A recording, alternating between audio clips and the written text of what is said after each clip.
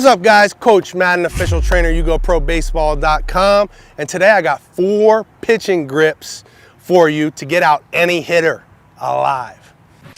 All right, that might have been a little bit of an overstatement. Obviously, as a pitcher, you're gonna give up some base hits now and then, but you do wanna work on your pitches and make them the best that they can be. So today I'm gonna show you 4 pitches that were great for me and are great pitches in general to help you get batters out, okay?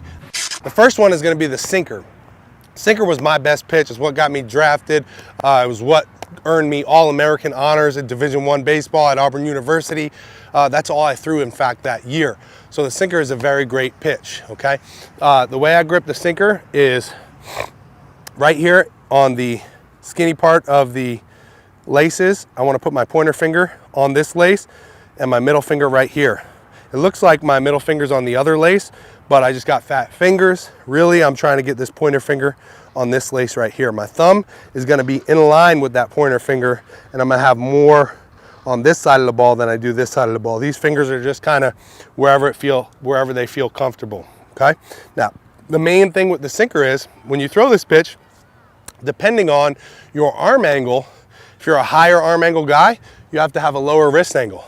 If you're a lower arm angle guy, your wrist angle could be more straight, but you wanna make sure that no matter what, you're getting on top of the baseball when you throw it. So you're coming over the seams this way. If I'm higher arm angle, I'm coming over the seams this way. If I'm a lower arm angle, over the seams this way. If I'm a sub guy, my wrist angle actually has to be cocked more and come over the seams this way, okay?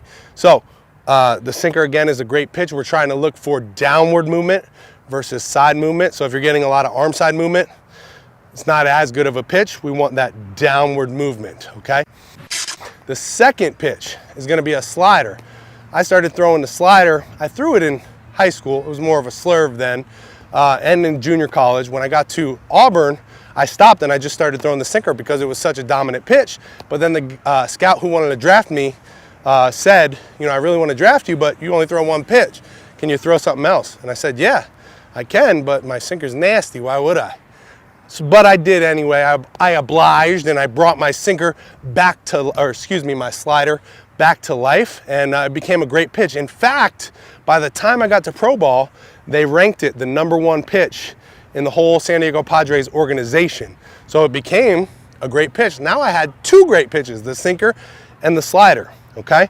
The slider, the way you grip it is gonna be this. Again, this is the way I grip it. This is not the only way to grip these pitches, but this is how I was successful.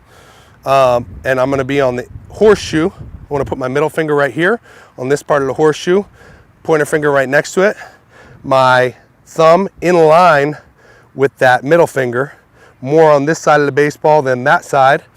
And then all you wanna do is create the angle at which you want that pitch to break. So if I'm throwing this ball right here, the 4 seams are gonna be moving this way when I throw it, and it's gonna have that break. Again, depth is better than side to side, okay? So the more downward movement you can get on these pitches, the better you're gonna be with them. Now, you don't wanna snap your wrist when you're throwing this. I know you hear a lot of coaches say, you gotta snap your wrist, snap that curveball off, snap that slider off.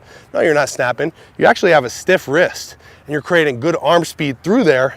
And if you do that, that ball is gonna pop out. And if you have that correct angle or axis, that ball is gonna move the way you want it to move, okay?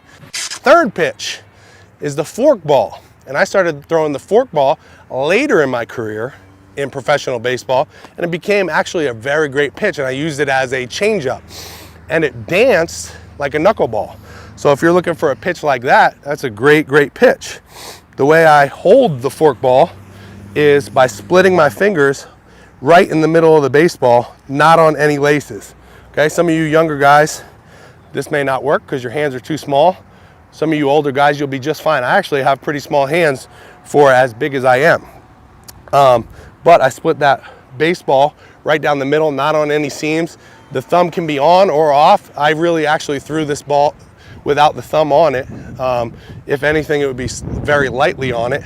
And all you want to do is come straight through your release point, wherever your arm angle is, that way, and let it slip out.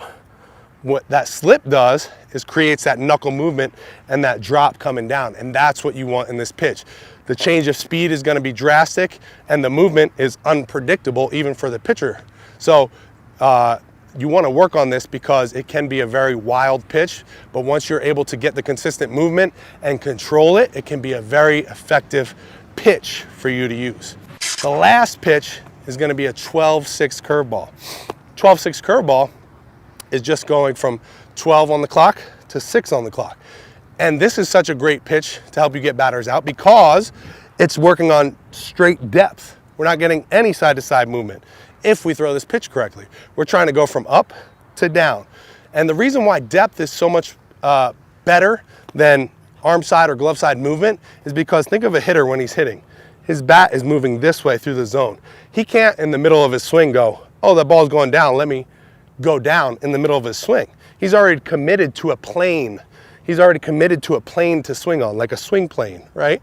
He's already committed to that plane. If that ball moves down, he's gonna swing over that baseball.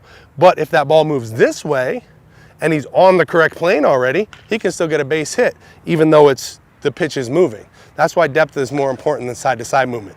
So for the 12-6 curveball, you're gonna grip it the same exact way as I actually threw my slider. The only difference is for that slider, I was releasing here to get this movement. On the 12-6, we wanna come straight down.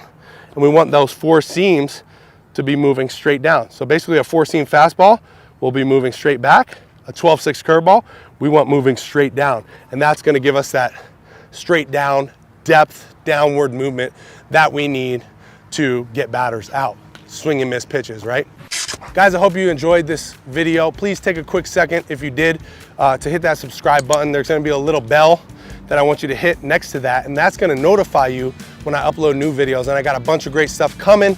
You're gonna love it, I promise. If you like this video, hit that thumbs up for me and leave me a comment below. Let me know what pitches you throw right now and what pitches you're trying to learn. Also, I know I talked about the sinker and the slider in this video right here, but I have an advanced sinker and slider program.